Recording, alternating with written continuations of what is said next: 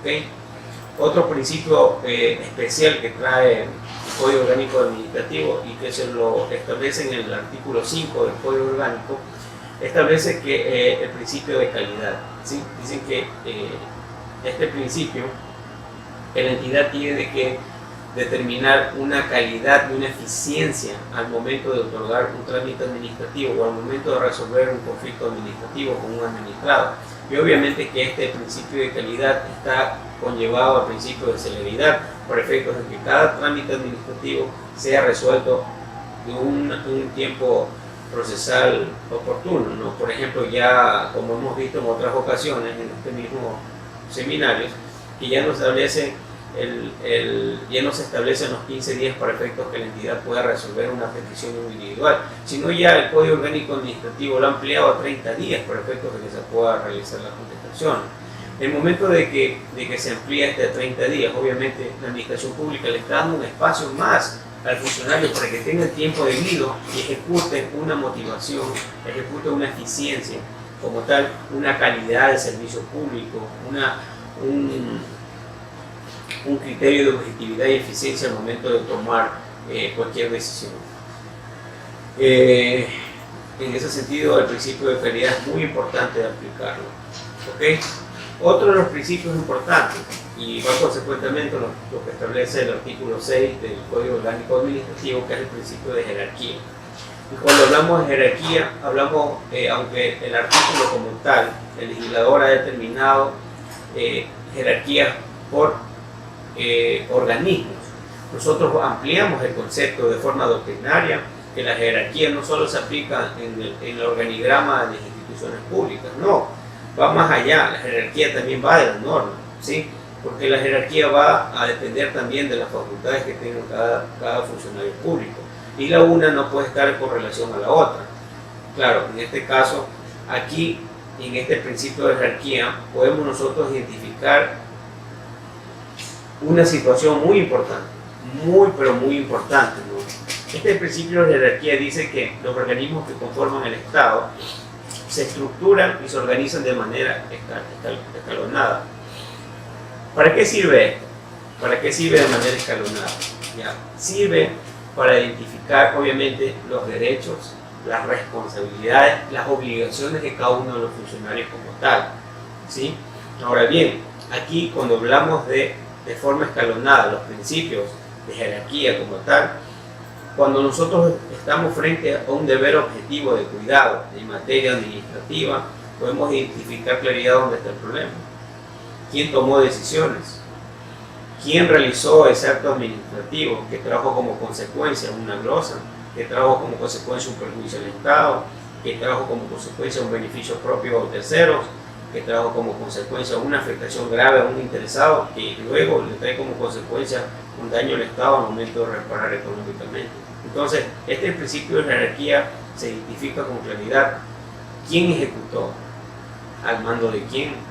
¿Qué políticas hay? ¿Hay código de ética? ¿A quién le obliga a realizar esto? ¿Quién delega las atribuciones? ¿Sí?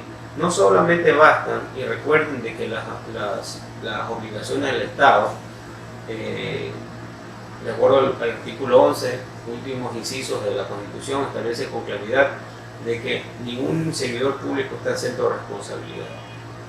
Y al no estar exento de responsabilidades como tal, las responsabilidades pueden originarse por actos de acción o por actos de omisión. Y obviamente el principio de jerarquía de la norma se puede identificar con claridad qué funcionario dejó de hacer algo. Porque ¿qué pasa en los actuales momentos, ¿no? Las personas que tienen norma de jerarquía superior delegan a las personas que tienen jerarquía inferior.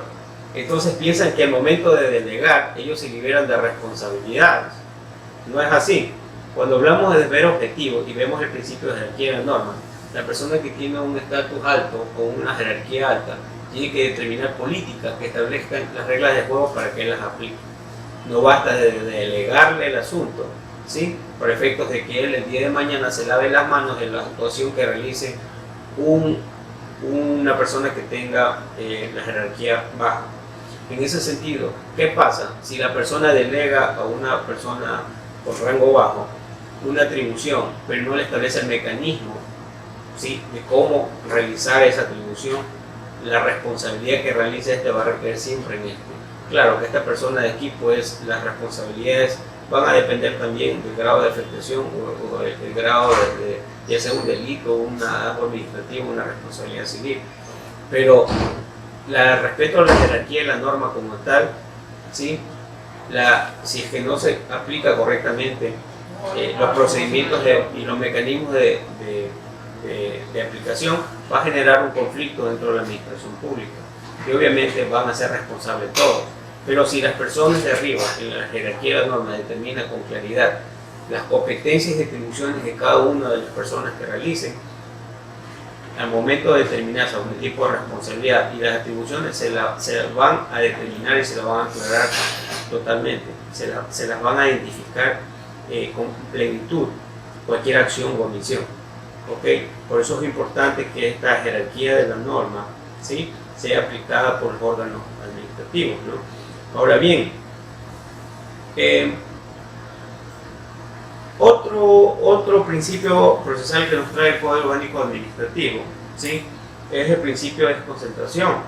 ¿Sí? Este principio de desconcentración es importante porque dice que yo no concentro las facultades, yo no concentro las atribuciones, no concentro las competencias como tal. Dice, doy un procedimiento abierto para que ustedes ejecuten. ¿Sí? Por eso es que la finalidad del Código Orgánico Administrativo es que todos cumplan este código, que todos los principios procesales se apliquen en este código, sea gobierno autónomo descentralizado, función ejecutiva, transparencia y control social, electoral, judicial, etc. Y dicen que obviamente que ese principio de concentración, cada uno hace su trabajo en sí, pero basado en principios generales de la norma, de acuerdo a las competencias, y que tiene que ser de forma objetiva su aplicación. Entonces estas competencias pueden ser distribuidas como tal, ¿sí?, obviamente garantizando pues los principios generales del derecho que ya hablamos en su momento. Ese es el principio de desconcentración. Ahora bien, el principio de descentralización, obviamente, pues eso es esos son que una entidad pública no centraliza como tal los procedimientos y delega a otras entidades, ¿no? Por ejemplo, estamos hablando de, lo podemos tomar como ejemplo al Instituto de Propiedad Intelectual. Este Instituto de Propiedad Intelectual da facultades a otros organismos para efectos de que tomen decisiones para efectos de registro de marcas. Con el tema de fotonética, registro o consultas fotonéticas de marcas, tienen cada una de las competencias de registro, no concentran en Quito, que es la capital o la matriz, distribuyen cada una de las zonas para efectos de que tomen decisiones en los actos administrativos. Esa es básicamente la finalidad de esta norma, del código, de que las entidades públicas ejerzan diversas formas reglamentarias y que se pueda aplicar en cualquier parte del Ecuador, respetando estos principios. ¿Sí? No concentrando en un solo lugar, no concentrando en Quito, como obviamente lo han venido haciendo anteriormente. Y aquí viene un principio muy importante, y es un principio que en lo personal siempre aplico en el ejercicio de mis acciones en el sector público, el principio de coordinación. ¿Okay? En la práctica existen muchas entidades públicas que no coordinan acciones, cuando tienen un fin común que es el servicio social, el servicio público como tal. Por un lado, la Contraloría dice una cosa, por otro lado, el Transparencia y Control Social dice otra cosa, y hay discrepancias, ¿no? ¿Por qué no pensar distinto si buscan el mismo fin? Si la Contraloría busca la auditoría, el control, la fiscalización, y Transparencia y Control Social busca el control y la fiscalización, porque ellos no pueden coordinar acciones por un fin público. Y el artículo 226 de la Constitución dice que las entidades que tengan un fin pueden coordinar acciones por el mismo fin, pero en la práctica, dada la mala interpretación de autonomía, las entidades quieren hacer lo que les da la gana y no coordinan acciones. Entonces, este principio de coordinación, el legislador determinó de que es importante que las instituciones coordinen cada una de las actuaciones. Por eso nosotros vemos que, por ejemplo, Fiscalía firma convenios con el registro de la propiedad para determinar propiedades, o con la RINARDAP para determinar acciones, propiedades, etcétera, con la superintendencia. Hacen convenios, no sé si ustedes han visto en las televisiones que realizan convenios institucionales. Es básicamente por principio de coordinación y colaboración. ¿sí? Entonces, ya el nuevo código recoge de que las entidades deben de coordinar acciones. Lo que pasa, por ejemplo, aquí en el municipio de Guayaquil, lo que pasa en Común de Sinaí, una parte es municipal y otra parte es gobierno seccional. Entonces, ¿qué les quedó hacer ahorita? Un procedimiento, actuar coordinadamente para efectos de poder legalizar esas tierras y que las personas obviamente tengan un lote de terreno legal y de debida forma. Entonces, ante esas coordinaciones que nos pide y nos exige el código, es básicamente para eso, ¿no? Para que las entidades no caminen solas, se ayuden entre sí, coordinen las acciones, porque el fin es público, tienen un solo fin que es público, el servicio público. Y eso de andar por un lado una entidad y por otro lado entidad, no, tratan de unificar acciones, trabajar en conjunto.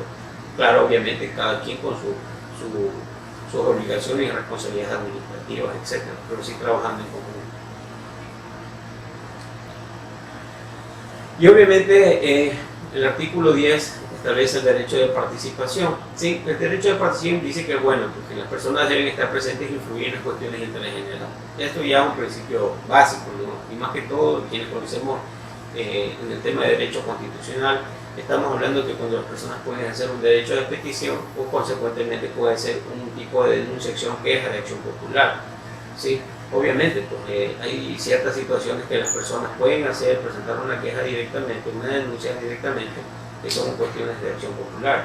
Y eso, básicamente, ese principio de participación es un principio muy incluyente, porque que les permite a las personas ser parte de la acción administrativa para efectos de que no se vulneren los derechos a terceros.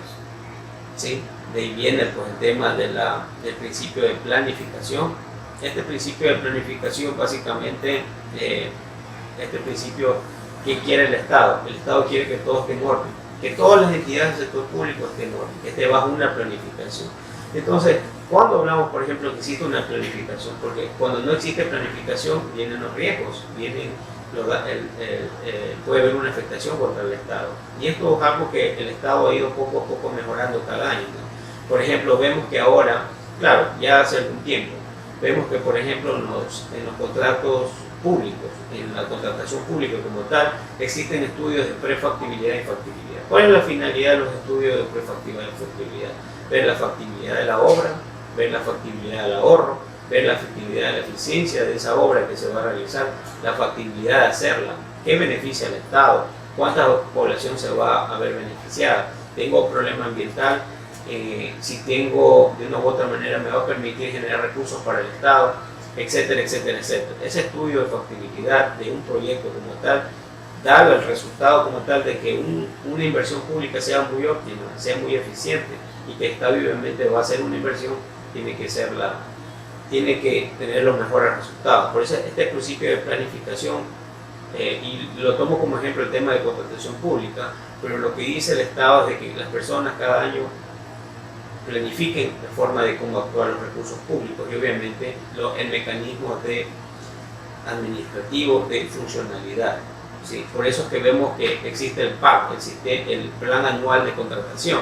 Ahora ya el sistema de contratación pública le da a las entidades del sector público que cada año presenten una lista, ¿sí?, de todos los procedimientos de contratación pública para incorporar el tema de partidas presupuestarias en lo que se va a ejecutar en cada entidad con la finalidad de llevar un control y para efectos de poder aplicar este principio de planificación. Porque ¿qué pasa si no está planificado? Simple y sencilla razón, va a haber un fracaso en los proyectos. Por eso vemos muchos proyectos olvidados en el país. ¿Sí?